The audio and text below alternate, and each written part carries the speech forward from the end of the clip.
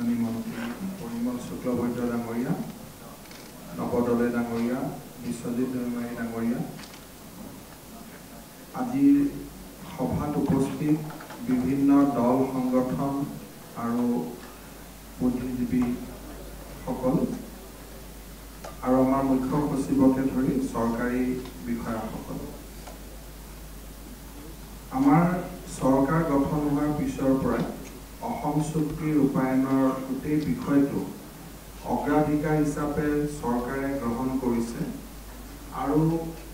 যেতিয়াই আমাৰ দিল্লীত বা কেন্দ্ৰীয় চৰকাৰৰ লগত আলোচনা হৈছে সেই মুহূৰ্তত অসম চুক্তিৰ তাৎপৰ্য আৰু ইয়াৰ লগত জড়িত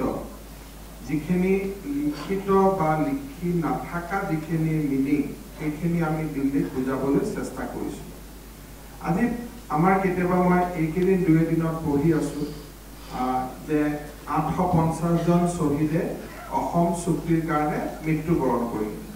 আচলতে কথাটো এনেকুৱা নহয়, যিসকলে মৃত্যুবৰণ কৰিছিল তেওঁলোকে 51 চনৰ দাবীটো লৈহে তেখেতসকলে মৃত্যুবৰণ কৰিছিল। যদি তেওঁলোকে জানিলেহেঁতেন যে 71 হ'ব তেতিয়াহ'লে হয়তো কোনো আগুৱাই নগ'লহেঁতেন। গতিকে আন্দোলনৰ চুক্তিখন was a compromise। কি আছিলে যে আমি 51 চনৰ কাৰণে 855 জন শ্বহীদক হেৰুৱালো, হাজাৰ হাজাৰ মানুহ পংগু হ'ল, ৰাস্তাত ওলালে, কিন্তু শেষত এটা কম্প্ৰমাইজ হিচাপে 71 চনটো আমি মানি ললো। কিন্তু যেতিয়া মানি ললো তেতিয়া চুক্তি কৰোতাসকল বা আমি সকলোৱে অৱগত আছিলো যে 51 আমাৰ দাবী আছিল, 71 আমি মানি ললো। তাৰমানে মাজত 20 বছৰত এটা জনসংখ্যা এটা থাকি গ'ল যিটো আমি বিচৰা নাছিলো কিন্তু আমি ল'বলগীয়া হ'ল। এই যে 20 বছৰৰ এটা জনসংখ্যা থাকি গ'ল, that can be 10 lakhs, that can be 20 lakhs, তাৰ বংশ বৃদ্ধি হৈ বা তেওঁলোকৰ প্ৰতি সন্ততিৰ সৈতে আজি যিমানখিনি মানুহ হৈছে সেই মানুহখিনিয়ে 51ৰ পৰা 71ৰ মানুহখিনিয়ে যাতে অসমৰ কলা কৃষ্টি সংস্কৃতি ৰাজনৈতিক অৰ্থনৈতিক অধিকাৰ বা আমাৰ যাতে জাতি মাটি ভেটি কৃষ্টি লৈ যাব নোৱাৰে তাৰ কাৰণে ক্লজ 6টো আহিলে। তাৰমানে ক্লজ 6টো কাৰো it was not a positive clause, it was a negative clause. তাৰমানে অমুকৰ বিপক্ষে লোৱা এটা ক্লজ এটা। এইটো নহয় যে কোনটো ক্ষুদ্ৰ জাতি সত্তাই অধিকাৰ পাব, কোনে অধিকাৰ নাপাব, কোন চিডুল কাজ হ'ব, কোন চিডুল টাইপ হ'ব, নহয়। একদম চিধা চিধি পইণ্ট ব্লেংক কথাটো হ'ল যে 51ৰ পৰা 71লৈ যিখিনি মানুহক আমি ল'ব নালাগিছিল বা ভাৰতৰ বিভিন্ন ৰাজ্যৰ মানুহে লোৱা নাই, অসমে ঐতিহাসিক কাৰণত ল'বলগীয়া বাধ্য হ'ল, সেই মানুহখিনিৰ বিপক্ষে অসমীয়া মানুহখিনিৰ জীয়াই থকাৰ অধিকাৰ হ'ল ক্লজ 6। গতিকে ক্লজ 6টোৰ মিনিং কৰিব যাওঁতে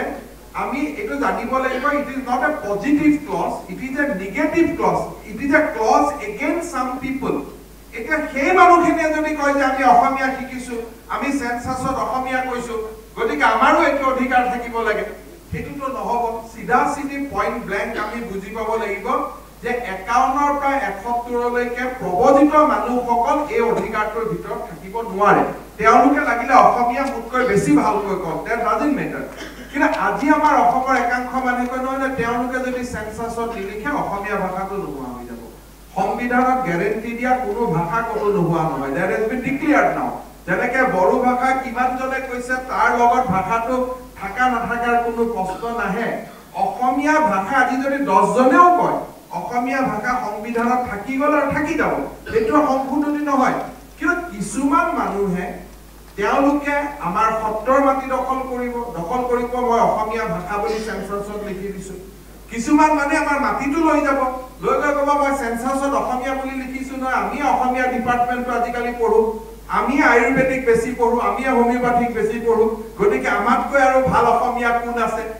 এই কথাৰ পৰা এই কথাবিলাকৰ পৰা আমি এই বস্তুবিলাক আমি মূৰৰ পৰা উলিয়াব লাগিব। আৰু ভেৰি ফ্ৰেংকলি এইবিলাক কথা যদি আমি মূৰৰ পৰা উলিয়াই থাকো, মূৰত ধৰি থাকো, তেতিয়াহ'লে প্ৰত্যেক ইলেকশ্যনতে আপোনালোকে দেখিব ডেমোগ্ৰাফিক পৰিৱৰ্তন হোৱা বুলি আমি ৰাইজক কৈছো। বিধানসভাৰ ডেমোগ্ৰাফিক পৰিৱৰ্তনটো যোৱা 15 বছৰ আমি প্ৰত্যক্ষ কৰি আহিছো। 85 চনত চুক্তি কৰাৰ সময়তো কি জানি মহন্ত ডাঙৰীয়া, ফুকন ডাঙৰীয়া, তেতিয়া তেওঁলোকেও ভাবিব পৰা নাছিল যে চুক্তিৰ পৰৱৰ্তী সময়তো ডেমোগ্ৰাফি চেঞ্জ ইমান ফাষ্ট হ'ব চুক্তি কৰাৰ সময়ত বিধানসভাৰ কম্পোজিশনটো কি আছিল সেইদিনাখনৰ যদি জাতি জনগোষ্ঠীখিনি আপোনালোকে এখন বৰ্ডত পাতি লয় আৰু 2016 যদি পাতি লয় আৰু চুক্তি কৰাৰ আগতে বিধানসভাত ভাষণ দিব সাহস থকা মানুহখিনি আৰু আজি 2016 সাহস হোৱা মানুহখিনি যদি আপোনালোকে কম্পেয়াৰ কৰে তেতিয়ালে দেখিব চুক্তিৰ পিছত আমি দুৰ্বল বেছি হৈছো আমি খবৰ হ'ব পৰা নাই তাৰ কাৰণটো কি যেতিয়া আমি ক্লজ 6 ৰ কথা পাতো তেতিয়া আমি কওঁ যে কোনটো জাতি কোনটো অধিকাৰ পাব অসমীয়ানে মানে কোন একদম ক্লিয়াৰ কথা চুক্তিয়ে কৈছে যে সেই মানুহখিনিক বাদ দিয়াৰ কাৰণে দিছে যে ক্লজ যে এই মানুহখিনিয়ে যাতে চাকৰি পাব নোৱাৰে মানুহখিনি ইলেকশ্যন উঠিব নোৱাৰে মানুহখিনি মাটি পট্টা পাব নোৱাৰে তাৰ কাৰণে এই ক্লজটো কমোৱা হৈছে দিস ইজ দা মিনিং যদি মই ইফ আই এম কাৰেক্ট কাৰণ নহলে আমাৰ কোনো তাত 71 হবই নালাগিছিল 47 চন হ'ব লাগিছিল সময়সীমা এই বোজাটো লোৱাৰ পৰিৱৰ্তে আজি ঘৰত যদি মই 5 জন মানুহ এক্সট্ৰা লওঁ তেতিয়া মোৰ ফ্যামিলিটোক চলাবৰ কাৰণে তো চৰকাৰে পইচা দিব লাগিব so this is something like that যে মই 25 বছৰৰ বোজা এটা লৈছো তাৰ বিৰুদ্ধে আমি যিখিনি মানুহে বোজাটো ললো তেওঁলোকক অধিকাৰটো দিব লাগিব সেই কাৰণে এতিয়া আমাৰ ইয়াত কোনো চুক্তি কৰোৱা সকলে এই বিষয়টো জানিছিল আমিও জানো এতিয়া কথাটো হ'ল how to put the legal word কেনেকৈ টাৰ্মিনোলজিটো আমি বহাব পাৰো মুখেদিটো ক'ব নোৱাৰো যে এই মানুহবিলাকক আমাক নালাগে কিন্তু এইটো কথা আমি ক্লিয়াৰ হৈ থাকিব লাগে যে আমি বিধানসভাত এনেকুৱা মানুহ বিচৰা নাই যিসকলে আমাৰ শ বছৰৰ ঐতিহ্যটো প্ৰতিফলিত নকৰে আজি কোৱা হৈছে যে শিডিউল ট্ৰাইব লাগে হয় য'ত শিডিউল ট্ৰাইব লাগে তাত শিডিউল ট্ৰাইব লাগিব 6 জনগোষ্ঠীৰ শিডিউল ট্ৰাইব কৰণক আমি সমৰ্থন কৰো কিন্তু ক্লজ 6 ৰ লগত শিডিউল ট্ৰাইবৰ কথাটো জড়িত কৰি লাভ নাই দুটা সুকীয়া স্বতন্ত্ৰ বিষয় এই কাৰণে যে আমি দেখিছো যে এটা সমষ্টিত যদি গোটেই ভোটাৰবিলাক যদি এটা বিশেষ জনগোষ্ঠীৰ হয় আৰু সমষ্টিটো যদি শিডিউল ট্ৰাইব হৈ যায় আমি নাম ক'ব পাৰো যে মঙ্গলদৈ সমষ্টি যে শিডিউল কাষ্ট সমষ্টি কিন্তু মঙ্গলদৈত আৰু 10 বছৰ পিছত কোনোবাই এমএলএ যদি এটা বিশেষ জাতি সত্তাৰ বেশভূষা কৰি যদি ভোট দিব নোখোজে তেওঁ ভোট নাপায় আৰু শিডিউল কাষ্টে তেওঁ ভোট দি জিকাব নোৱাৰে কাৰণ তাৰ শিডিউল কাষ্ট হৈছে 7% বাকি জনগোষ্ঠীটো অলৰেডি 55% আৰু অহা 10 বছৰ পিছত দে উইল বি 58% সো জনজাতিকৰণে একমাত্ৰ সেফগাৰ্ড হ'ব নোৱাৰে that may be one of the element হয় যে জনজাতি কৰিলে কিছু সিট আমাৰ বাছি থাকিব পাৰে কিন্তু that cannot be the only safeguard we need মোৰ আজি আমি স্পষ্ট কৰি কথা কোৱাৰ প্ৰয়োজন আছে যে কোনোবা এটা সমষ্টিত যদি এজন ভোটাৰ এবাৰ নামভৰ্তি কৰিলে সাপোজ জলেশ্বৰত মোৰ অৰিজিনাল ঘৰ তেওঁ আজি লাহৰীঘাটত মোৰ ঘৰ আছিলে এটা মই আহি মৰিগাঁও দখল কৰি কালি মৰিগাঁৱৰ পৰা মানুহখিনি অলপ চৰকাৰী মাটি দেখি মই জাগিৰোড পাই গলো এতিয়া আমি ইয়াত ক'ব লাগিব যে নহয় যদি এবাৰ মোৰ ভোট লাহৰীঘাটত আছিল মোৰ ভোটটো লাহৰীঘাটতে থাকিব লাগিব মোৰ ভোটটো মৰিগাঁৱত আহিব নোৱাৰে this are the part of safeguard আমি পাতিব লাগিব আৰু অসমৰ ডেফিনেশনটো ভেৰি ক্লিয়াৰ যোনে প্ৰবচন কৰা নাই কি অসমীয়া তাত আৰু 51 71 আমি বাৰু 51 চনে কৰিলো যদি 51 চন এটা ডেফিনেশন কৰি ললো আমাৰ প্ৰণৱ গগৈ ডাঙৰে এটো ক'লে যে 51 চনটো মোৰ ডেফিনেশন মই মানি ললো কিন্তু 51 চনত অহা মানুহ পৰৱৰ্তী সময়ত বাংলাদেশত গ'ল যেতিয়া ভাৰত স্বাধীন হ'ল 47 চনত থকা আমাৰ অসমৰ এজন মাননীয় মন্ত্ৰী যোৱা বিধানসভাত আছিলে মোক এনেকে বেংক একাউণ্ট এটা দেখলে যে হিমন্ত সোৰেন মোৰ বেংক একাউণ্ট 1920 চনত কথাটো হয় বেংক একাউণ্টটো 1920 চনৰ কথাটো কথা নগাঁৱৰ বেংক কৰি চালে সব 1920 কিন্তু প্ৰশ্নটো হ'ল 1920 বেংক একাউণ্ট হ'ল 47 চনত দেশ স্বাধীন হ'ল মুসলিম লীগৰ সমৰ্থন কৰি তেওঁলোকে দেশ এৰি গুচি গ'ল বাংলাদেশলৈকে পাকিস্তানলৈকে আকৌ 130 ঘূৰি আহিল হাততো কাগজটো 1920 চনৰ আছে কিয় তেওঁলোকে যে দেশখনৰ পৰা এবাৰ আঁতৰি গ'ল কৰি ৰিএন্টাৰ কৰিলে প্ৰথম ক'লে যে আমি জিন্নাক মানুহ বুলি গুচি গ'ল পাকিস্তানলৈকে দেন দে ৰিএন্টাৰ আজি আমাৰ এনআৰচিৰ ক্ষেত্ৰত আটাইতকৈ আজি মই বুদ্ধিজীৱীসকল থকাৰ কাৰণে এটা মই সুবিধা ল'ব খুজিছো পৰিমল দা আমি সব এনআৰচি কমিটিত আছো আজি এনআৰচি ডাঙৰ বিপদটো হৈছে কি যে সেই সময়ত আমাৰ মডেলিটিজত হৈ গ'ল যে এখন ডকুমেন্ট থাকিলে যদি মাটি পট্টাও থাকে ড্ৰাইভিং লাইসেন্সও থাকে কিবা থাকে গোটেই জীৱনকালত যদি এখন ডকুমেন্টটো দেখাব পাৰে তেওঁ ভাৰতীয় এটা 5 পৰা 67 ভিতৰত অসম চৰকাৰৰ হোৱাইট পেপাৰ মতে 3 লাখ মানুহক আমি বাহিৰ কৰি দিছিলো বাংলাদেশলৈ তেওঁলোক সোমাইছিল কেটা 61 তেতিয়া ৰেজিষ্টাৰ জেনেৰেলে আমাক এলাৰ্ট কৰিছিলে যে ভাৰতত 20 লাখ মানুহ সোমাইছে 4 লাখ মানুহ অসমত সোমাইছে in 1961 65 পৰা 67ত বিমলা প্ৰসাদ চলিহাৰ মুখ্যমন্ত্ৰী কালত আমি 2.5 লাখ মানুহ পঠাই দিলো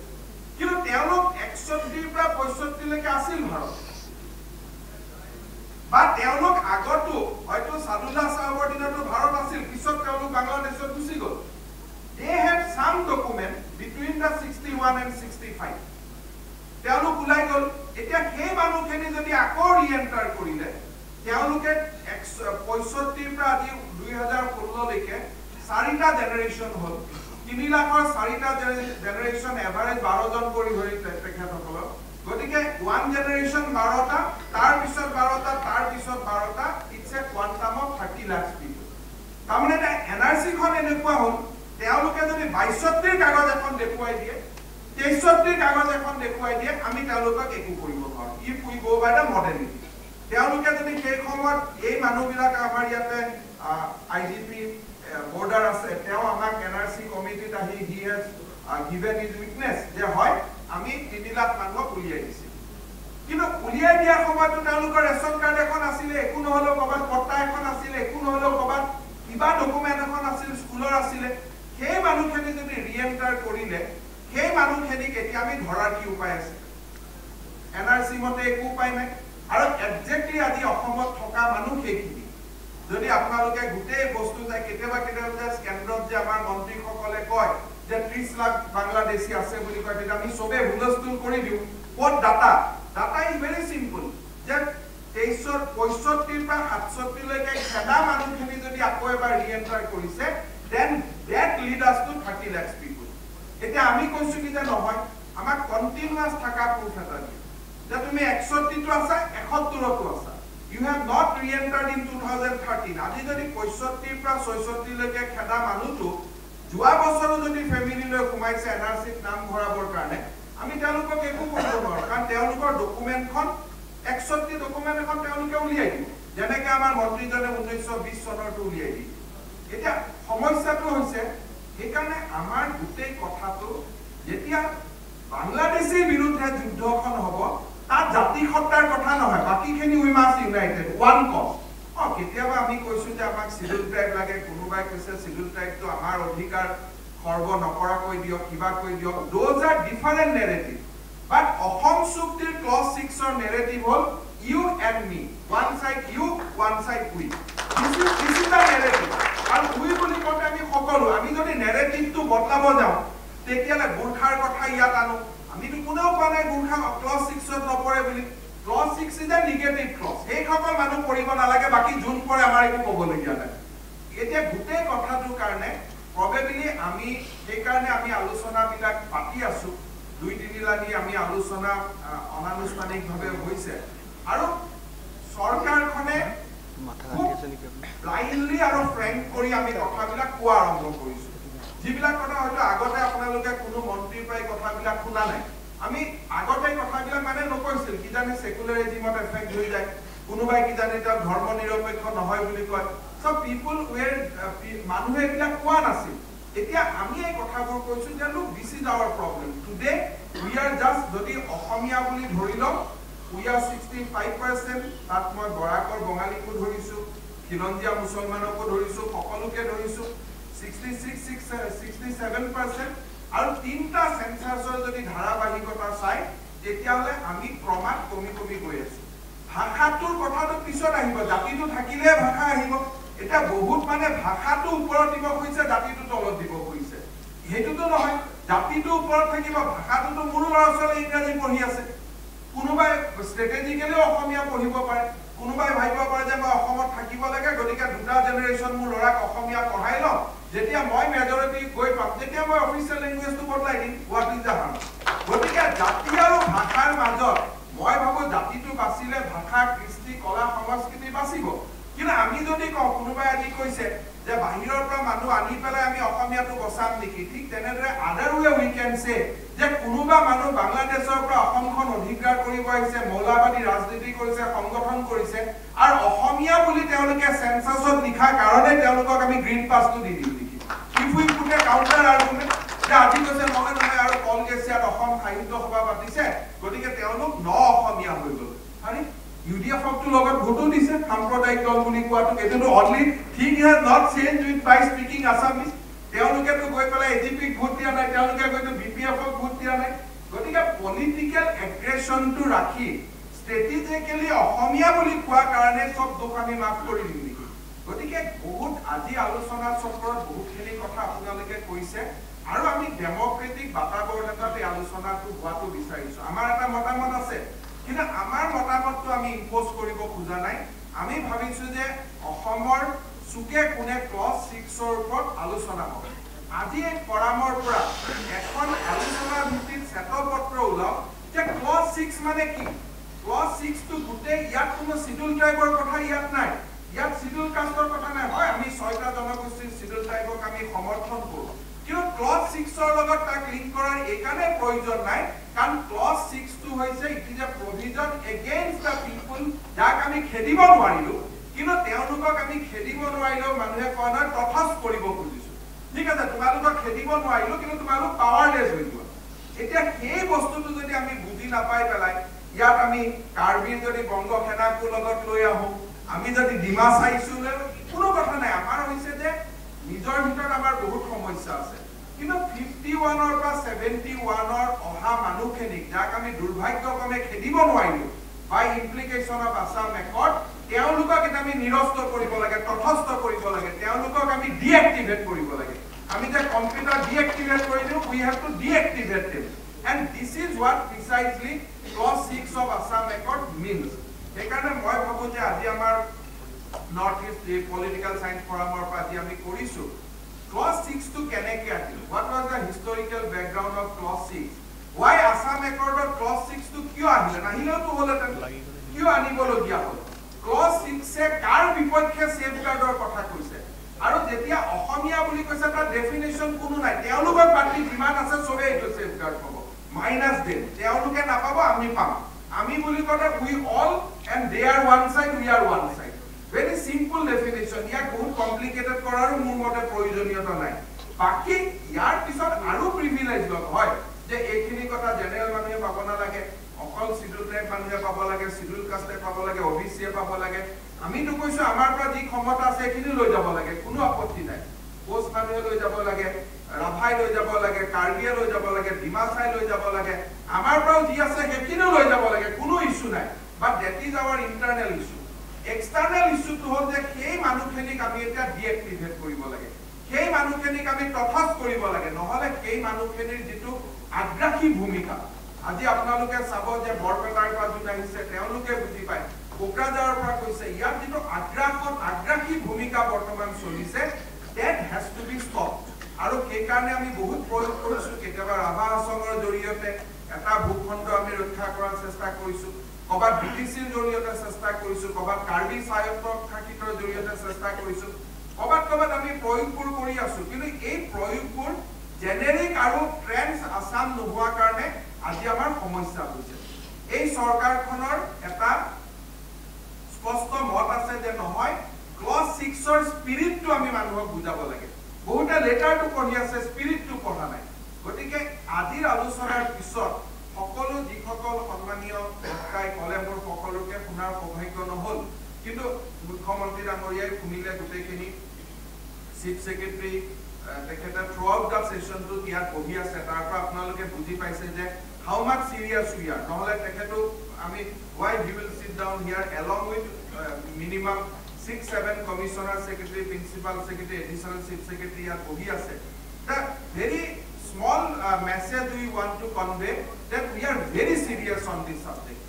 idinakhon ami kendriyo grihomontik log korte etu kotha patisu aru ajitu eta beginning we want to convey a very clear message that look here is a government next 5 years ot ami clause 6 to implement koribo khuju aru bharatotu pradhanmantri dangoriya etu khub serious গৃহমন্ত্ৰীও সিৰিয়াছ গতিকে মই অনুৰোধ কৰিম যে আজিৰ আলোচনাৰ পিছত let there be a status paper যে what is clause 6 কাৰণ আমাৰ অসমত সমস্যাটো হৈছে কি ইয়াত পোষ্ট এডুকেশ্যন জেনাৰেশ্যন এটা আছে যোনে আন্দোলনটো দেখা নাপালে আৰু কিয় এই ক্লজ 6 টো আহিলে তাৰো মিনিংটো বুজি নাপায় যে কিয় দিবলগীয়া হ'ল সেইকাৰণে মই ভাবো যে আজিৰ আলোচনাৰ পিছত ষ্টেটাছ পেপাৰ এখন হওক সেইখন আপোনালোকে লৈ যাওক বিভিন্ন জাতি সত্তাৰ মাজত আৰু আলোচনা হওক আৰু আমাৰ বুদ্ধিজীৱীসকলৰ মাজত আলোচনা হওক দুমাহ পিছত আকৌ আমি লগ পাম যে হয় আমাৰ পইণ্টখিনি এইবাৰ আমি সকলোৱে ক'লো কিছুমানে হয়তো অলপ বুজি অলপ বস্তুটো যিসকলে আন্দোলনটোৰ সেই সময়ৰ পেপাৰ পঢ়া নাই তেওঁলোকে হয়তো ভাবিছে যে নহয় ক্লজ 6 মানে ইয়াত কিবা শিডিউল ট্ৰাইব শিডিউল কাষ্ট বা আমি কিবা অলপ বেছি অধিকাৰ পাম নেকি সেইটো নহয় এই ক্লজ 6 টো হৈছে it is for everybody clause 6 এইটো সকলোৰে অধিকাৰ except the people who has entered illegally between 51 and 71 গতিকে এই বহল দৃষ্টিভংগীত আমি এই কথাটো চাব লাগিব সিদিনাখন প্ৰশান্ত ৰাজগুৰু ডাঙৰীয়া এখন অনানুষ্ঠানিক আলোচনাত কৈছে যে অসমীয়া মানুহে ৰেডিকেলি চিন্তা কৰাৰ সময় হৈছে যে সংবিধানে কি ক'লে অমুকত কি হ'ল নহয় সলিউশনটো অলপ ৰেডিকেলো হ'ব পাৰে আমি চিন্তা কৰিব লাগিব যে সংবিধানত নাই যদি আমি কম যেটো সোমাই লওঁ আমাৰ কলিতা জনগোষ্ঠীৰ পৰা কৈছে যে সংবিধানখনটো এইটো নহয় এক্সেপ্ট বেসিক ষ্ট্ৰাকচাৰ আমি গোটেইখিনি কৰিব পাৰোঁ গতিকে